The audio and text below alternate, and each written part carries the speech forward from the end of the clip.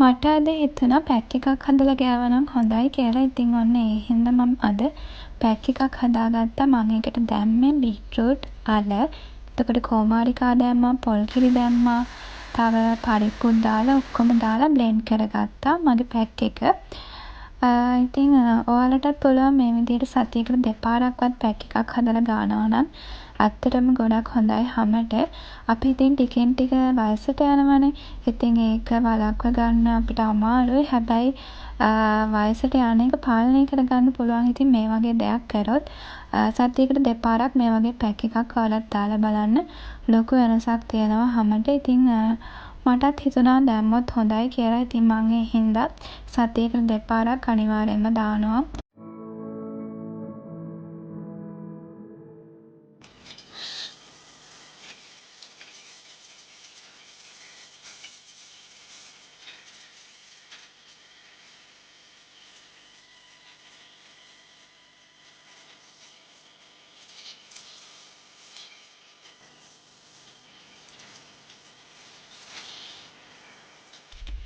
ඉතින් අපි චුට්ටක් කතා කරමුද? මට ආසයි ඔයාලගේ විස්තර චුට්ටක් දැනගන්න.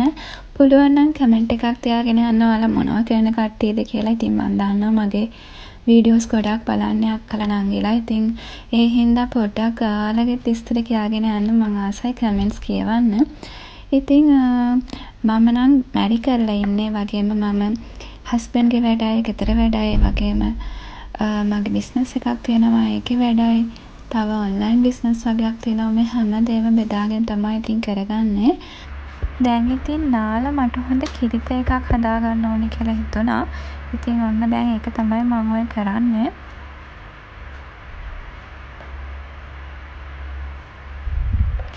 පොඩ්ඩක් අවුව වගේ එනවා. ඉතින් මට හිතුණා ඔයාලට මම හරියට පේන්නේ නැති වෙයි කියලා.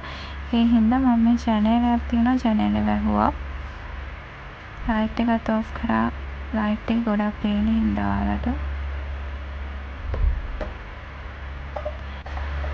පුළුවන් හැම වෙලාවකම ඔයාලත් නිදහසේ ඉන්න බලන්න. ඉතින් ඇත්තටම මේ වගේ තමන් වෙනුවෙන්ම දෙයක් කරගන්නවා නම් ඇත්තටම ඒක මානසිකව මාර නිදහසක් තියෙනවා.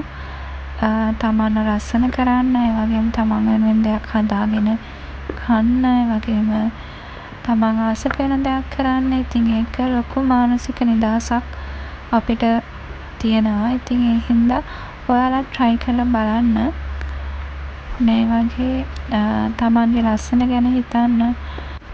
ඔයාලා මොකක් හරි ප්‍රශ්නෙක වගේ ඉන්නවා නම් ඉතින් ඇත්තටම ගොඩක්ම හොඳයි self care කරනවා නම් ඒ වෙලාවට තමන් ආස කරන දෙයක් හදාගෙන කන්න. ඒ වගේම තමන් ආස කරන දෙයක් බොන්න. එතකොට තමන්ව ලස්සන කරගන්න මොනවා හරි කරන්න. එක්ක මූණට පැක් එකක්, නැත්නම් ඇඟට පැක් එකක්, නැත්නම් කොණ්ඩේ වවා ගන්න මොනවා හරි තෙල් එකක්. ඉතින් ඒ වගේ දෙයක් ඔයාලට හදාගන්න පුළුවන් තමන් වෙනුවෙන්. අපි අනිත් අය වෙනුවෙන් මොකටද දුක් වෙන්නේ නේ? තමන් වෙනුවෙන් දෙයක් කරගත්තොත් ඒක තමන්ට. ඉතින් ඔයාලත් මේ වගේ ජීවිතේ නිදහස ජීවත් වෙන්න ගොඩාක් try කරන්න. මානසික නිදහස තමයි ගොඩක්ම වැදගත් වෙන්නේ. ඉතින් මගේ YouTube channel එකේ ඉතින් මගේ දේවල් මම ඔයාලත් එක්ක share කරගන්නවා. ඉතින් මාත් එක්ක එකතු වෙලා ඉන්න දිගටම ඔයාලා කැමති වීඩියෝස් මම දාන්නම්. මට පල්ලෙහාන් කමෙන්ට් එකක් දාගෙන යන්න. ඔයාලා මොනවද ආස බලන්න වීඩියෝස් කියලා. ඉතින් ඒ වගේ වීඩියෝස් මම කරලා දාන්නම්.